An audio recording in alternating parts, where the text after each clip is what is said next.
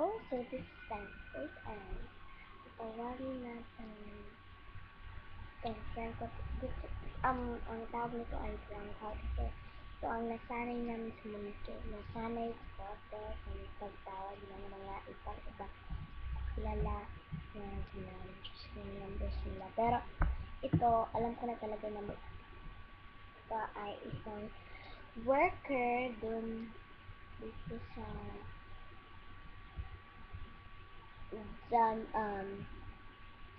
Zambledes restaurant.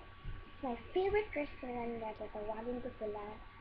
Ang worker nila si Janides Mortal. Si Janides Mortal. Worker nila to. And tatawagin na natin. Oh, wait lang.